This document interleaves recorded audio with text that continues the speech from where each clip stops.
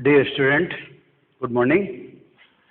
कल मैंने दो टॉपिक लिए थे, रीडिस्ट्रीब्यूशन ऑफ चार्ज यानी आवेश का पुनर्वितरण, और दूसरा टॉपिक मैंने लिया था ऊर्जा हानि। मैंने आपको कहा था ये दोनों टॉपिक कैलकुलेशन है। अब उनको दोनों टॉपिक में एक न्यूमेरिकल से आपको क्लियर करके बताता हूँ। आप देखना, बिल्कुल टॉपिक और न्यूमेरिकल दोनों एक ही चीज है ना। दो गोलाकार चालक हैं, है ना, जिनकी रेडियस 5 सेंटीमीटर और 10 सेंटीमीटर है। क्लियर? तो गोले क्लियर है, रेडियस बोल दी थी। दोनों पर अलग अलग 75 माइक्रोकूलम चार्ज है, तो चार्ज भी बता दिया, लेकिन अलग अलग। अभी ये आइसोलेट है एक दूसरे से, है ना। अब ये कहता है कि जब इन दोनों चालकों को जोड़ दें तो स्थानांतरित आवेश बताओ, ये अपना टॉपिक था, है ना। और ऊर्जा हानि बताओ, ये भी अपना टॉपिक था। तो दोनों टॉपिक अपन इससे कवर करते हैं। दोबारा समझ लें, 5 सेंटीमीटर और 10 सेंटीमीटर के दो अलग अलग मेटल स्फेयर हैं, धातु के गोले हैं, जिन पर अलग अलग लेकिन समान 75 माइक्रोकूलम चार्ज है, ए पर भी बी पर भी। एक को ए बोल दें, एक को बी बोल दें ना। इसको ए बोल देते हैं, इसको बी बोल देते हैं। तो इन पर अलग अलग लेकिन बराबर आवेश है, 75 माइक्रोकूलम। अब अपना क्वेश्चन सिंपल है, ये कहता है इनको जब कनेक्ट करेंगे, जब इनको जोड़ते हैं तो दो बातें बतानी आपको, स्थानांतरित आवेश और ऊर्जा है। अब मैं आपको सारा टॉपिक सिखाता हूं। मैंने आपसे कहा था कनेक्ट करने के बाद कुछ भी जानना हो तो उभयनिष्ठ विभव यानी सबसे पहले क्या निकालो, कॉमन वोल्टेज। तो अभी कोई बात किए बिना अपन सबसे पहले निकाल देते हैं उभयनिष्ठ विभव। उभयनिष्ठ विभव, तो सबसे पहले इसकी कैलकुलेशन करो सर। उभयनिष्ठ विभव, कॉमन वोल्टेज। कॉमन वोल्टेज के अपने पास दो फॉर्मूले हैं, है ना। दो फॉर्मूले में एक तो अपने पास है V बराबर Q1 plus Q2 upon C1 plus C2। एक अपने पास V बराबर C1 V1 plus C2 V2 upon C1 plus C2। तो दो फॉर्मूले अपने पास कॉमन वोल्टेज के, V is equal to Q1 plus Q2 upon C1 plus C2। एक तो ये है, एक अपने पास है C1 V1 plus C2 V2 upon C1 plus C2। ये दो फॉर्मूले अपने पास है, दोनों में से कोई सा भी यूज कर सकते हैं। पहले आप ये देखें कि आपको इसने क्या क्या दे रखा है। तो आप ये ध्यान रखें कि इसने रेडियस दे रखी है और चार्ज दे रखा है, तो आपको सब कुछ दे रखा है। देखो, इलेक्ट्रिक पोटेंशियल निकाल लो, गोले ए पर निकल जाएगा, QA से RA से। इलेक्ट्रिक पोटेंशियल बताओ बी पर, निकल जाएगा QA से RA से। चलो, कैपेसिटेंस धारिता बताओ, तो गोले एक ही धारिता R1A से निकल जाएगा, 4πε0 तो कांस्टेंट है। बी की इलेक्ट्रिक कैपेसिटेंस बताओ, निकल जाएगी। तो आज के बाद ये ध्यान रखना कि डायरेक्टली तो आपको क्या दिखता है कि आपको रेडियस दे रखी है। अरे भाई, रेडियस दे रखी है तो धारिता निकल जाएगी।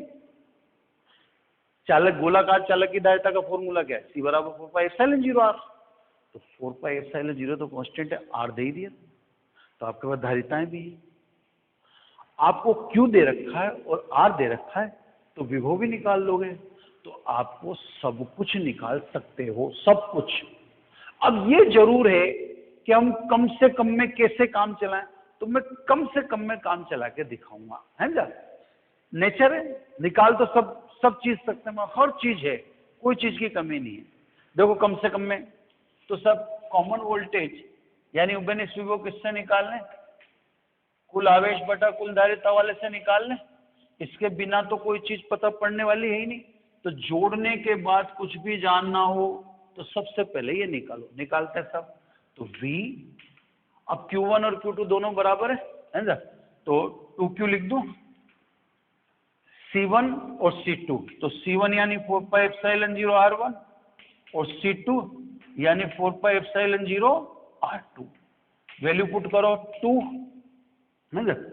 Q की वैल्यू 75 माइक्रो कूलम, तो 75 माइक्रो कूलम ये लिख दिया, अपॉन 4πε0 तो बाहर आ गया, क्या रहा, R1 plus R2, R1 plus R2 final, ये तो हो गया आपका 150 इंटू 10 की पावर -6, 1/4πε0 की वैल्यू कितनी होती है, 9 इंटू 10 की पावर 9, इलेक्ट्रोस्टैटिक्स से। R1 प्लस R2 तो एक गोला 5 सेंटीमीटर का, दूसरा 10 सेंटीमीटर का, तो कुल त्रिज्या कितनी, 15 सेंटीमीटर, 15 सेंटीमीटर को मीटर में कन्वर्ट कर दिया, तो ये 10 है ना। अब आप देखें तो पावर 9 2 11 हुई, और एक 12, 12 तो प्लस की होगी 9, ये दो ऊपर जाएंगी 11 और एक 12, ठीक है। तो 12 पावर तो आपकी होगी पॉजिटिव, और माइनस की होगी 6, तो माइनस की प्लस की कितनी बची, 6 बची, और 9 बचा, तो V is equal to 9 into 10 की पावर 6 वोल्ट, ये तो कॉमन वोल्ट। क्लियर। अब अपन बातों का जवाब देना चालू करते हैं। सबसे पहले जवाब देते हैं नंबर 1, किसका, स्थानांतरित नांतरित आवेश, ठीक है सर, यानी ट्रांसवर्स चार्ज। अब यहां पे देखना, डेल्टा Q बराबर Q1 डैश माइनस Q1, है ना।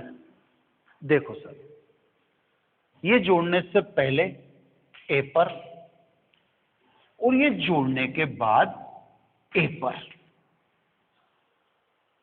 ये जोड़ने से पहले B पर, और ये जोड़ने के बाद B पर। क्लियर। अब कितना आवेश स्थानांतरित हुआ, तो एक का ऐसे कंपैरिजन कर लो, जोड़ने से पहले 75 माइक्रो कूलम, जोड़ने के बाद निकाल लो, पहले कितना था 75, बाद में कितना 50, तो कितना स्थानांतरित हुआ 25, क्योंकि 75 था और अब 50 रह गया, तो इससे कितना चला गया 25 माइक्रो कूलम चला गया। यही आपसे पूछा।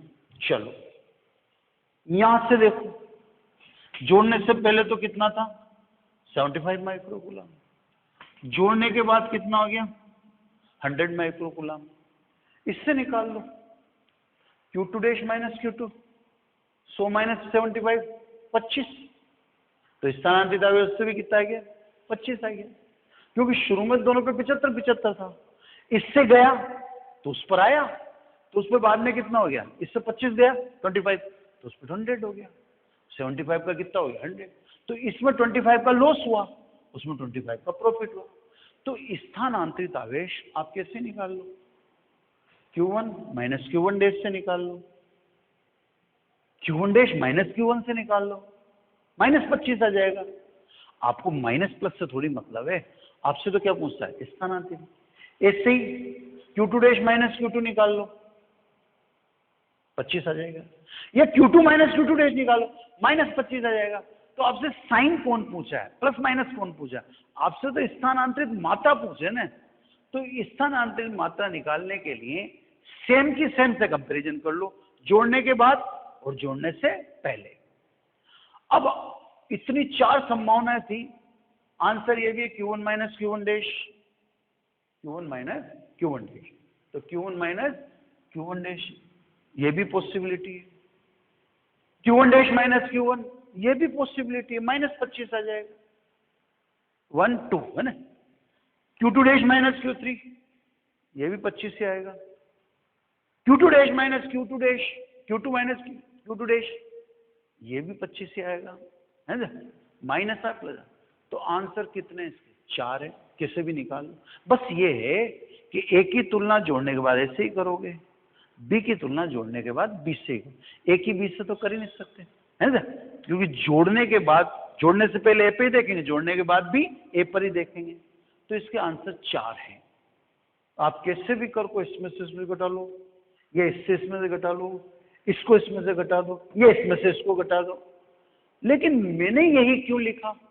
तो मैंने यही क्यों लिखा उसका रीजन है, मैंने यहां देख लिया। अब देखो R1 कम है तो गोले A का विभव ज्यादा है, R2 ज्यादा है तो गोले विभव B का विभव कम है। यानी मैं समझ गया कि जोड़ने से पहले V1 बड़ा था V2, इसका मतलब Q1 बड़ा है। अब जोड़ने के बाद A से आवेश किस पे जाएगा? B पे जाएगा, तो जोड़ने के बाद A पर आवेश कम हो जाएगा। तो मैंने क्या लिखा? Q1 minus Q1। तो मैंने बिल्कुल एग्जैक्ट लिखा है क्योंकि मैंने रेडियस देख ली और रेडियस देखते ही मुझे पता पड़ गया जिसकी रेडियस कम उस पर वोल्टेज ज्यादा और जिसकी रेडियस ज्यादा उस पर वोल्टेज कम।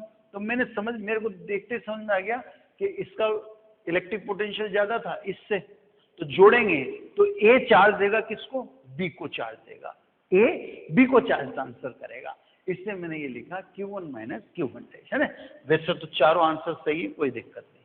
तो सब डेल्टा Q, Q1 का मान तो अपने को ये रख ही देंगे, है ना। लेकिन ये निकालें पहले, जोड़ने के बाद आवेश C1 भी, ये आपको पता है, इसे बता रखा आपको। डेल्टा Q ये तो अपन रख ही देंगे, C1 बोलो 4 pi epsilon 0 R1 C1, V अपन ने निकाल ही लिया। डेल्टा Q अभी एक बार और ऐसे ही लिख देते हैं, 4 पाई एप्सिलॉन 0 का मतलब 1 अपॉन, ऊपर है ना, तो 1 अपॉन 4 पाई एप्सिलॉन 0 का मतलब होता है 9 इंटू 10 की पावर 9। तो 4 पाई एप्सिलॉन 0 का मतलब उल्टा हो गया, 1 अपॉन 9 इंटू 10 की पावर। R1, तो R1 कितनी है? 5 इंटू 10 की पावर -2, और कॉमन वोल्टेज कितना आया? 9 इंटू 10 की पावर 6, ये आया था। तो डेल्टा Q, अब मैं मान लिख देता हूं, तो इसका तो लिख दो 75 माइक्रो कूलम जोड़ने से पहले। अब उधर देखें माइनस, तो 9 से 9 कैंसिल हो गया, है ना। पावर देखें तो प्लस की 4 रह गई ऊपर, प्लस की 4 इसमें से काटें तो अपोन में जाएगी प्लस की 5, और 5 बचेगा, प्लस की 5 में एक जीरो इधर दे दी तो माइनस की 6 ऊपर गया ना ये पावर।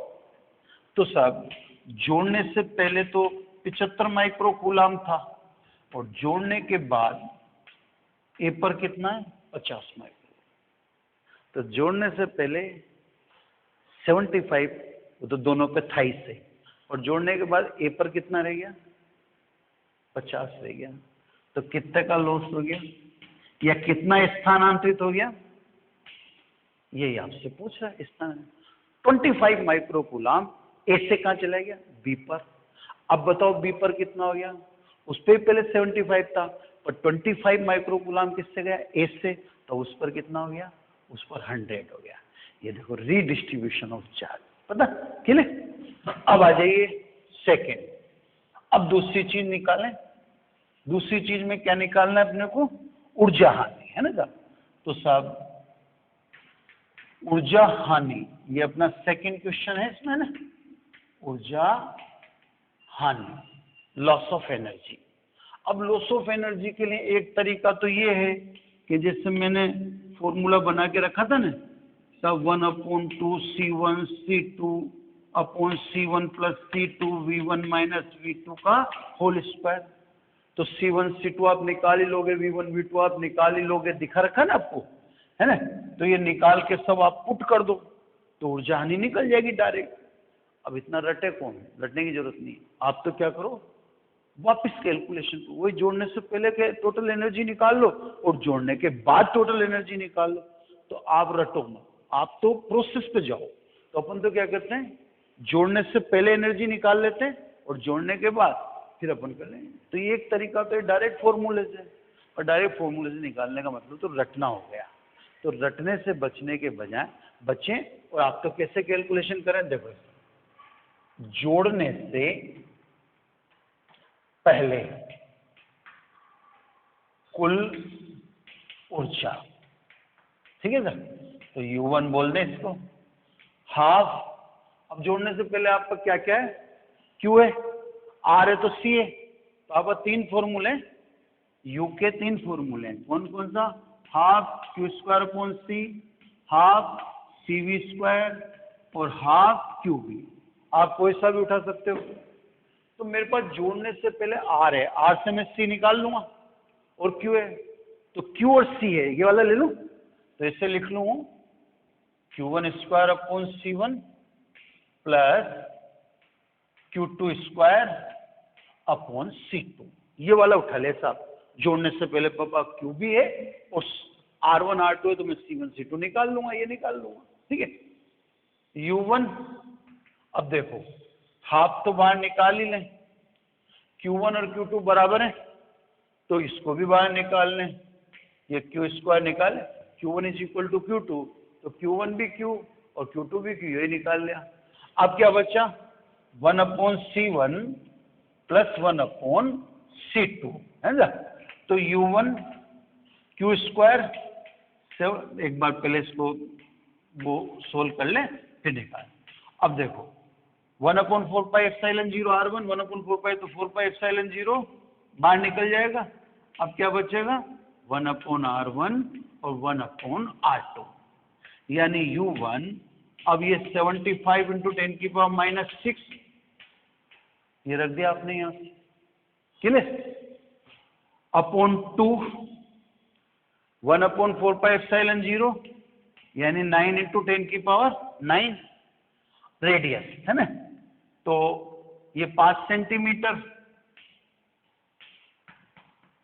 ये मीटर में लिख दिया, और ये 10 सेंटीमीटर, इसको भी मीटर में लिख दिया, यानी U1 is equal to 75 against 75 into 9 upon 2, power minus की 12, माइनस की 12 में प्लस की 9 डाली तो माइनस की 3, ठीक है ना।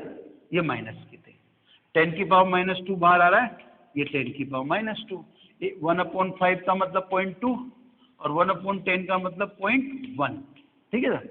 यानी U1 is equal to 75 against 75 into 9 upon 2, और ये 0.3 हो गया, ये 0.3 और ये 10 की पावर माइनस 1। जब इन चीजों को पूरों को कैलकुलेट करोगे तो ये आएगा 759.625 जूल। अब थोड़ा बहुत ऊपर नीचे होगा पर ये करीब है। तो जोड़ने से पहले टोटल एनर्जी कितनी है वो अपन ने निकाल ली, ठीक है ना। अब जोड़ने के बाद तो फॉर्मूला याद रखने की जरूरत नहीं है, ये फॉर्मूला है ना, उसको याद रखने की आवश्यकता नहीं है। अब निकालने साथ जोड़ने के बाद कुल ऊर्जा, है ना, जोड़ने के बाद कुल ऊर्जा यानी U2। अब जोड़ने के बाद आपके पास जरूरी नहीं है कि Q1 Q2 हो। अब आपकी फैसिलिटी, आपका तो 3 फॉर्मूले हैं, तो आप तो 3 फॉर्मूलों को एंजॉय करो ना। आप क्यों एक के पीछे पड़े हुए? तो अब जोड़ने के बाद जो थोड़ी यही लूं, जोड़ने के बाद कॉमन वोल्टेज है ना आपका, तो V है। C तो आपका शुरू से ही थी क्योंकि R1 R2 है। तो जोड़ने के बाद आप किसको काम में लो? जोड़ने के बाद इसको काम में ले लो, तीनों में से कोई सा भी उठा सकते। तो ये फैसिलिटी अपने उस समय पता नहीं पड़ती थी। जोड़ने से पहले ये लिया, जोड़ने के बाद, तो जोड़ने के बाद हाफ C1 V स्क्वायर और half C2 V square. Voltage तो जोड़ने के बाद अलग अलग हो ही नहीं सकता, तो जोड़ने के बाद कॉमन वोल्टेज डालता है तो अलग अलग है ही से। अब सब U2 हाफ कॉमन आ गया, C1 प्लस C2 और V स्क्वायर कॉमन आ गया, यानी U हाफ, अब ये 4 पाई एप्सिलॉन 0 R1 और वो 4 पाई एप्सिलॉन 0 R2, तो क्या लिख दूं? R1 plus R2। V square का मान डायरेक्ट रख दूं, ये मिटा दूं सब इधर से ना, क्योंकि आपको ये बात तो समझ में आ ही गई ना, तो ये बात तो क्लियर हुई। अब V स्क्वायर, अब सब वैल्यू पुट कर दो, तो U2 हाफ 4 पाई एप्सिलॉन 0 ऊपर आ गया तो मान नीचे आ जाएगा, ठीक है। ये 10 की बात। R1 R2, एक की रेडियस 5 सेंटीमीटर, दूसरे की 10 सेंटीमीटर, 5 और 10 15 सेंटीमीटर को ही लिख दिया मैंने मीटर में, क्लियर। V स्क्वायर तो ये 9 × 10⁶ का होल स्क्वायर, यानी U2 बराबर, अब देखो 1 9 तो गया, 1 9 तो कैंसिल हो गया है ना, 1 9 बचा, तो नंबर में तो ये रहा, पावर में प्लस की 12 में से 9 की, प्लस की 3 में से 2 घटाई तो प्लस की 1, 90 लिख दूं, यानी ये हो गया सब आपके पास 45 × 15, 45 × 15, तो ये आएगा 675 जूल, यानी जोड़ने से पहले टोटल एनर्जी कितनी, 759.625, और जोड़ने के बाद कितनी, 675 जूल।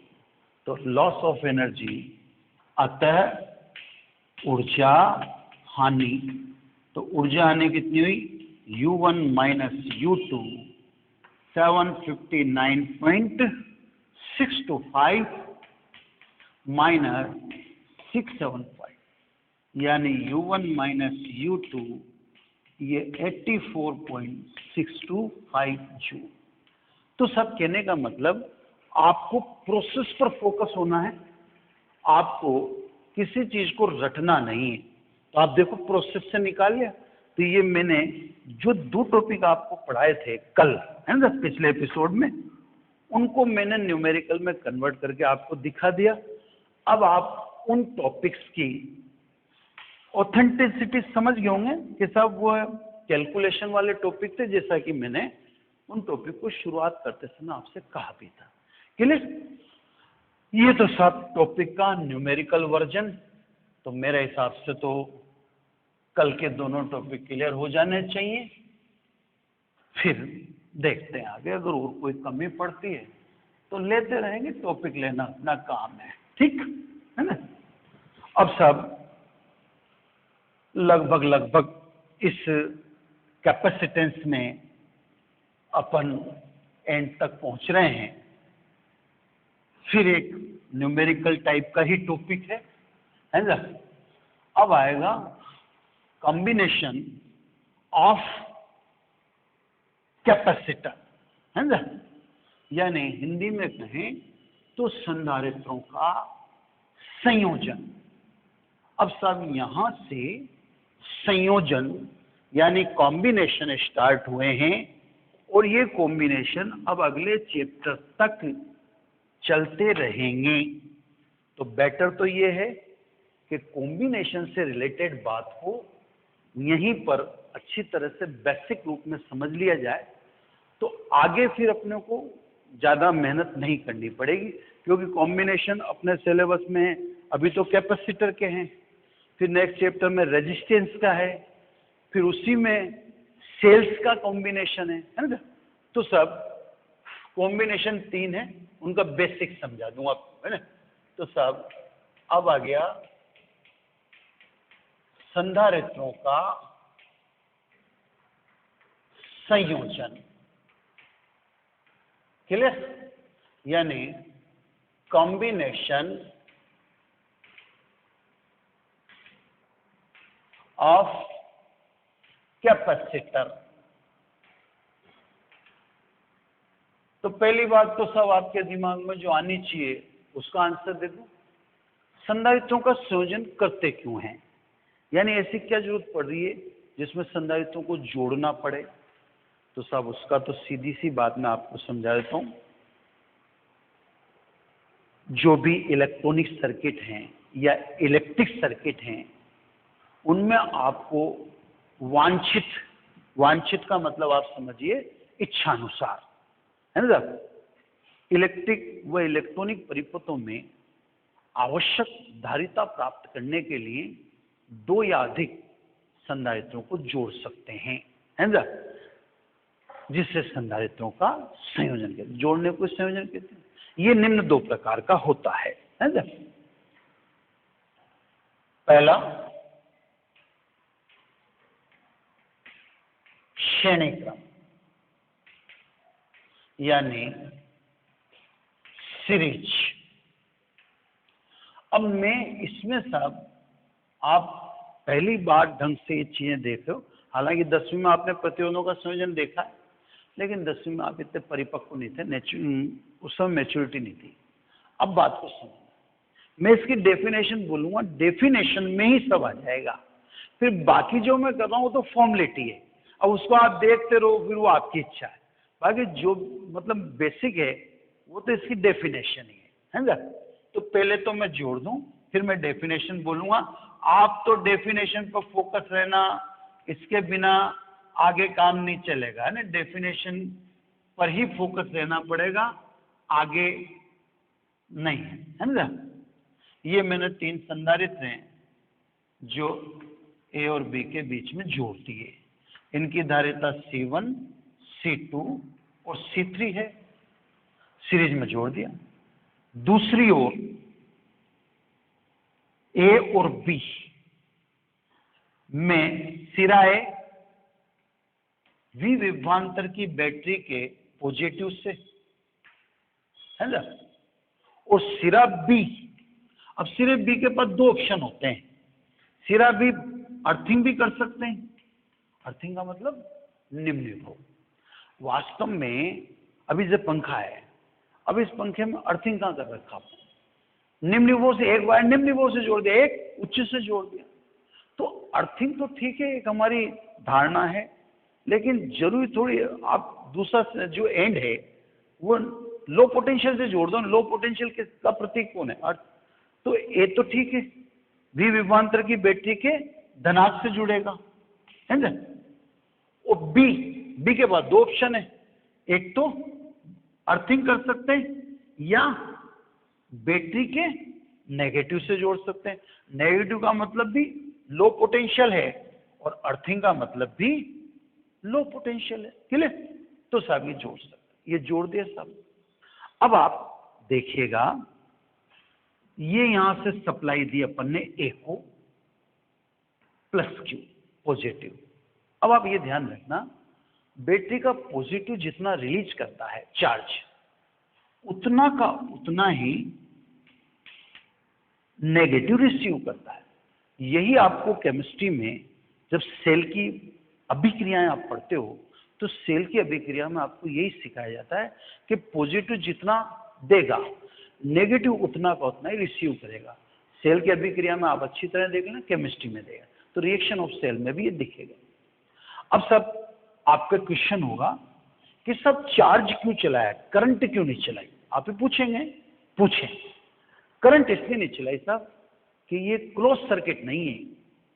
अब क्लोज सर्किट ओपन सर्किट का मतलब क्या होता है, तो क्लोज सर्किट ओपन सर्किट का मतलब मैं आपको समझा दूं।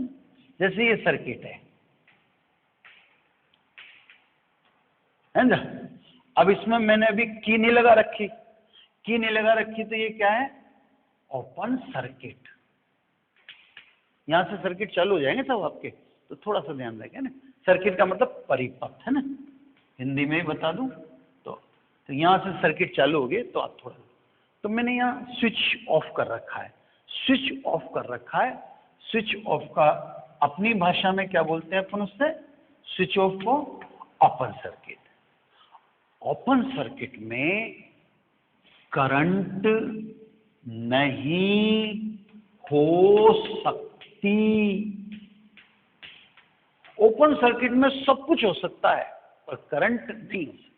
अभी जैसे मान लो आप किसी पंखे का बटन ऑफ कर दो, पंखा नहीं चल सकता। बल्ब का बटन ऑफ कर दो, बल्ब नहीं जल सकता, क्योंकि आपने क्या कर दिया, स्विच ऑफ कर दिया। स्विच ऑफ कर दिया तो सर्किट कौन सा हो गया, ओपन हो गया। ओपन सर्किट में करंट हो ही नहीं सकती, क्लियर। अब मैंने यहाँ की ऑन कर दी, ये की डाल दी ना। अब की डालते ही इसको बोलते हैं क्लोज सर्किट। हिंदी में ये तो बोला जाता है खुला परिपथ, और हिंदी में इसे बोलते हैं बंद परिपथ। अब क्या हो गया सर्किट, यानी अब आपने क्या कर दिया, स्विच ऑन कर दिया, और स्विच ऑन में आई है, ठीक है। जब स्विच ऑन है तो फिर धारा है। अब अपने इधर आ जाओ, ये संधारित्र की प्लेटें, C1 धारिता वाले, C2 धारिता वाले, C3 धारिता। इन प्लेटों के बीच में क्या है, या तो वैक्यूम है या वायु है या कुछ अलग है, तो इसका मतलब ये प्लेटें कनेक्टेड नहीं है। और सीधी सी बात है, अपन ने जब पैरेलल प्लेट कैपेसिटर पढ़ा था तो उस समय साफ कहा था कि दोनों प्लेटों को स्टैंड पर क्यों रखते हैं, क्योंकि वो टच नहीं कर सके। तो ये प्लेटें कभी टच में आ ही नहीं सकती, और जब ये प्लेटें टच में नहीं है तो सर्किट कौन सा है, ओपन सर्किट है। और ओपन सर्किट है तो ओपन सर्किट में करंट हो सकती है क्या, नहीं हो सकती, इसलिए मैंने करंट नहीं देखा है। जहां सर्किट क्लोज होगा उसमें करंट दिखाऊंगा। तो रेजिस्टेंस में तो सर्किट क्या है, क्लोज है, पर कैपेसिटेंस तो ऑलवेज किसी भी सर्किट में लग जाएगा तो सर्किट कैसा हो जाएगा, ओपन हो जाएगा। तो ये कौन सा सर्किट है, ओपन सर्किट, बिल्कुल क्लियर। अब सब चार्ज आपने दिया एक को, एक इसको ट्रांसफर कर देगा C1 को, उतनी ही मात्रा का चार्ज किस पे आ जाएगा, सेकंड प्लेट पर, और प्लस यहाँ फ्री हो जाएगा, ये वायर के थ्रू कहां पहुंच जाएगा, C2 पर, और नेगेटिव उतना का उतना सामने की प्लेट पर इंड्यूस होगा, प्रेरित होगा, और यहाँ प्लस फ्री होगा, ये फ्री वायर के थ्रू कहां चला जाएगा, C3 पर, और उतना का उतना ये इंड्यूस हो जाएगा, फिर यहाँ पर प्लस फ्री होगा, ये प्लस फ्री होगा तो ये प्लस दिखा रखा, ये कहाँ है, नेगेटिव। क्लियर। तो साहब बस यहीं पे किस्सा खत्म हो जाता है। ये आप याद रखना, दो या दो से अधिक संधारित्रों का ऐसा संयोजन जिसमें प्रत्येक संधारित्र पर आवेश का परिमाण समान हो, श्रेणी क्रम संयोजन कहलाता है। बस अब ये टॉपिक ही क्लोज हो गया। अगर आप इस बात को सुनो, दो या दो से अधिक संधारित्रों का ऐसा संयोजन जिसमें प्रत्येक संधारित्र पर आवेश का परिमाण समान हो, श्रेणी क्रम संयोजन कहलाता है। यानी श्रेणी क्रम में आवेश समान होगा, है ना। अब देखो, आवेश समान है तो V बराबर Q/C। तो सब Q तो कांस्टेंट है, किसमें, सीरीज में। C अलग अलग है तो प्रत्येक प्लेटों के मध्य में V का मान अलग अलग होगा, है ना। अगर तीनों C होते तो प्रत्येक पर वोल्टेज कितना होता, V/3 V/3 V/3, यानी V डिवाइड इंटू 3 इक्वल। कब, जब तीनों की कैपेसिटेंस कितनी होती, C तीनों की होती, क्यों तो कांस्टेंट है। अगर तीनों की कैपेसिटेंस C होती तो voltage V divide equally V/3 clear. But दायित्व अलग अलग है तो V divide into V1 divide into V2 and divide into V3। तो V टूट गया V1 V2 V3 में, और तीनों की दायित्व अगर समान होती तो फिर तीनों पर वोल्टेज होता V/3 यानी श्रेणी क्रम में आवेश समान होता है लेकिन वोल्टेज टूट जाता है, तो V टूट गया। तो साहब अब दायित्व के सूत्र से V1 = Q/C1 है ना, V2 = Q/C2 and V3 = Q/C3। यानी टोटल वोल्टेज। बस अब कोई दम नहीं है, ये बातें सीखनी थी आपको, अब कोई दमदार बात है ना। अतः कुल विभव है ना, तो V = V1 + V2 + V3।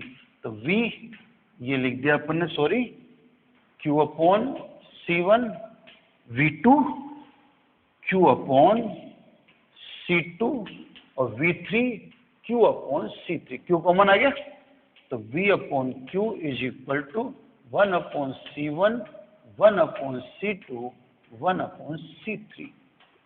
Clear. ये सब अपने पास टोटल वोल्टेज, और ये सोल्व करें। अब क्या होता है कि A और B के बीच में अपन ने कितने अज्यूम कर रहे हैं, 3। अगर इन 3 के बजाय एक अकेला होता जिसकी कैपेसिटेंस कितनी होती, C, तो अब इन 3 को हटा के एक अकेले को अज्यूम करो, कल्पना करो कि साहब इन 3 के स्थान पर एक अकेला संधारित्र है जिसकी धारिता C है, तो उस संधारित्र के लिए क्या लिखते फिर धारिता के सूत्र से? उसके लिए लिखते आप V/Q बराबर 1/C। तो अगर इन 3 के बजाय हम एक संधारित्र की A और B के बीच में कल्पना करें जिसकी धारिता कितनी है? C। क्लियर? तो उस संधारित्र के लिए धारिता के सूत्र से V/Q बराबर 1/C। अतः 1 व 2 की तुलना से श्रेणी क्रम संयोजन का की तुल्य धारिता है ना। तो साहब अपन तुल्य लिखते हैं, जैसे आपने 10वीं पढ़ा हो तुल्य प्रतिरोध, तो तुल्य क्यों लिखते हो? इसका मतलब सीधा सीधा है कि इन 3 की किसी एक से तुलना हो रही है, तभी तो क्या लिखते हैं? इक्वलेंट, है ना। तो ये तुल्य शब्द कहां से है वो आपको दिख गया होगा। ये चित्र में बना के मत आना एग्जाम में, ना एग्जाम में तो केवल बस आप लिख देना कि A और B के बीच में ऐसे संधारित्र की कल्पना करें जिसकी धारिता C हो, तो उसके लिए फिर 1 और 2 की तुलना करके तुल्य, तो तुल्य कितना हो? 1 और 2 की तुलना करो, 1/C बराबर 1/C1, 1/C2, 1/C3। यानी अगर n संधारित्र श्रेणी क्रम में होते n, तो तुल्य धारिता कितनी लिखते हैं? 1/C1, 1/C2, 1/Cn। अगर n संधारित्र श्रेणी क्रम में हो तो तुल्य धारिता इतनी लिखेंगे। क्लियर? तो साहब ये तुल्य, अब ये उल्टा आ रहा है, जो प्रतिरोध में समांतर क्रम में आता है वो संधारित्र में श्रेणी क्रम में आता है, तो ये उल्टे का ध्यान रखना आप। अब सब इससे रिलेटेड बातों में पहले तो यहां पे ध्यान दीजिए, श्रेणी क्रम संयोजन में तुल्य धारिता C का व्युत्क्रम 1/C, श्रेणी क्रम में लगे प्रत्येक 3 लग रहे हैं, प्रत्येक संधारित्र की धारिता के व्युत्क्रम, व्युत्क्रम का मतलब 1/C1, 1/C के योग के बराबर होता है। अब इसका अर्थ क्या है ये आप ध्यान रखना, जब भी ऐसा रिलेशन आए तो उसका अर्थ क्या है? इसका मतलब श्रेणी क्रम में तुल्य धारिता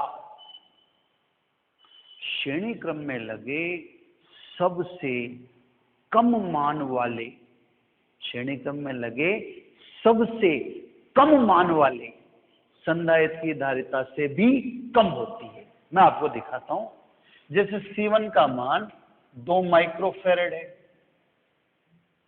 अब आपको श्रेणी क्रम में, जैसे 5 ले लेता हूं ना, 5 माइक्रोफेरेड है और C2 का मान 2 माइक्रोफेरेड है। इन दोनों को आपने जोड़ दिया सीरीज में जोड़ दिया, तो जो इक्विवेलेंट आएगा उसका मान इन दोनों में सबसे कम कौन है? ये, इससे भी कम आएगा। तो श्रेणी क्रम संयोजन की तुल्य धारिता श्रेणी क्रम में जुड़े प्रत्येक संधारित्र की धारिता में सबसे कम मान वाले संधारित्र की धारिता से भी कम होती है।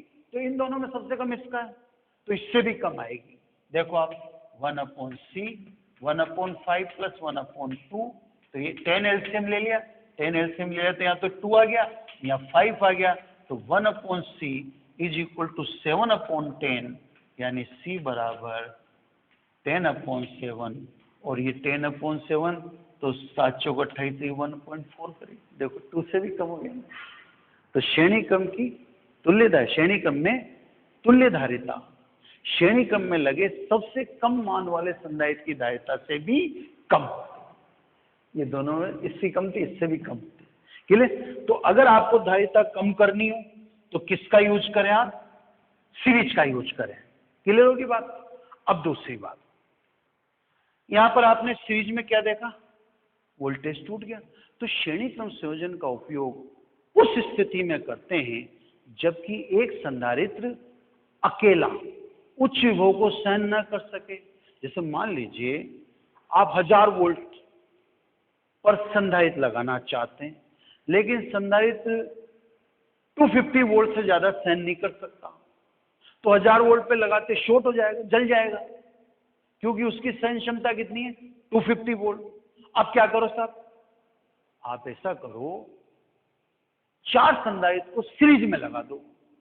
सीरीज में लगाते वोल्टेज टूट जाएगा, तीनों चारों की धारिता बराबर, तो 1000 को 4 में डिवाइड कर दो तो 250 तो चारों बचे रहेंगे और प्रत्येक पे कितना वोल्टेज है 250 है। तो कहने का मतलब जब भी आपको वोल्टेज ब्रेक करना हो, तोड़ना हो, मान लीजिए 500 वोल्ट है, आप एक संधारित्र लगा रहे हो, वो 300 वोल्ट से ज्यादा सहन ही नहीं कर सकता, तो जैसे उसको लगा दोगे शॉर्ट हो जाएगा। तो आप क्या करो, 2 संधारित्र सीरीज में लगा दो, अब 500 डिवाइड हो जाएगा, तो प्रत्येक पे कितना जाएगा 250, जबकि उनकी सहन क्षमता 300 है, तो आराम से वर्क करेंगे। ठीक है। तो सब श्रेणी क्रम संयोजन का उपयोग उस परिस्थिति में करते हैं जबकि एक संधारित्र उच्च विभव को सहन करने में सक्षम नहीं है ना। विभव को तोड़ना हो तो श्रेणी क्रम को काम। एक ट्रिक है, वो ट्रिक भी आप इसमें शामिल कर लें। श्रेणी क्रम की एक ट्रिक बता रहा हूं आपको, है ना। ट्रिक में क्या है साहब, जैसे ये P और Q है ना, इसके बीच में प्लेटों के समांतर, ये प्लेटों के समांतर K1, K2, K3, यहां परावैद्युतांक यानी डाइलेक्ट्रिक कांस्टेंट को मैं एप्सिलॉन r से नहीं लिख रहा, मैं K1, K2, K3 लिख रहा हूं। तो सब आपने प्लेटों के समांतर K1, K2, K3 परावैद्युतांक के 3 पदार्थ भर रखे हैं। एक बात ध्यान रखना, जब आप प्लेटों के समांतर भरते हैं तो तीनों का क्षेत्रफल बराबर ही होता है, सरफेस एरिया तीनों का एक है ना।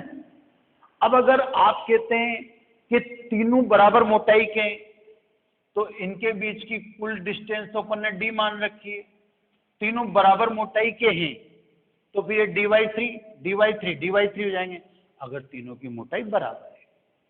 अगर आपको मोटाई देता है कोई T1, T2, T3, तो फिर आपको सोचने की जरूरत नहीं। तो इस सवाल का 2 प्रकार हो सकता है कि समान मोटाई के, तो समान मोटाई के तो फिर d को 3 में डिवाइड करो, dy3 समांतर भरोगे तो सरफेस एरिया तीनों का बराबर होगा।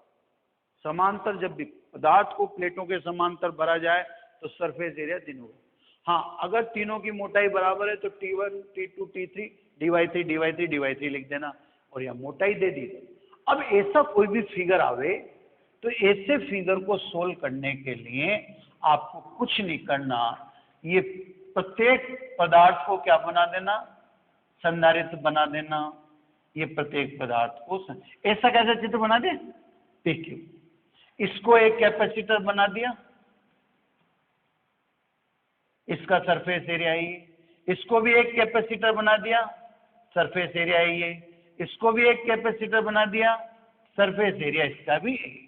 तो ऐसा कोई फिगर आपके सामने आता है तो आप ये करिएगा कि उस फिगर को ऐसा का ऐसा जैसे मैंने बनाया वैसे बना देना। उधर दिखा रखा ना आपको, क्लियर। अब ये सोल्व हो जाएगा।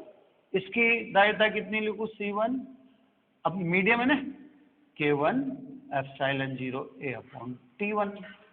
इसकी धारिता कितनी लिखूं, K2 epsilon 0 A upon T2। इसकी कितनी लिखूं, K3 epsilon 0 A upon T3। तो बस ये चित्रों की तुल्यता है, इसका हर पदार्थ को संधारित्र मान के ऐसे जोड़ देना और तीनों श्रेणी क्रम में। तो CPQ तो सीरीज में है ना साहब, तो CPQ बराबर क्या लिखोगे, 1/C1, 1/C2, 1/C3, यानी 1/CPQ, 1/C1 का वैल्यू रखो तो T1 तो ऊपर चला गया और अपॉन में आ गया K1 एप्सिलॉन 0 है। C2 तो T2 ऊपर चला गया, इसको लिख दो K2 एप्सिलॉन 0 है। ये T3, ये K3 एप्सिलॉन 0 A।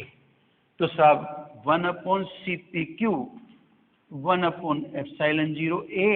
अब यहाँ क्या बचा, T1/K1, T2/K2 और T3/K3, है ना।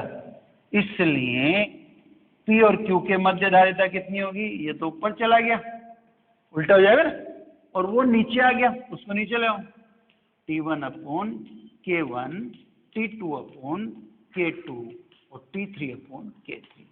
अब अगर आपको ध्यान आता हो तो मैंने जब माध्यम का प्रभाव बताया था, संधारित्र की धारिता पर माध्यम का प्रभाव, तो उसमें मैंने आपको ऐसे ही 3 पदार्थ भर के दिखा रखे थे और उसका भी आंसर यही था। और आज अपन ने ट्रिक से किया, तो ट्रिक में 3 पदार्थों को 3 संधारित्र बना दो, ऐसा का ऐसा जोड़ दो सीरीज में और आंसर वही आएगा। तो ये ट्रिक है। अगर इस तरह है ना, अब समांतर क्रम को दूसरे एपिसोड में लेना पड़ेगा, ये लंबा हो गया है ना। Thank you very much.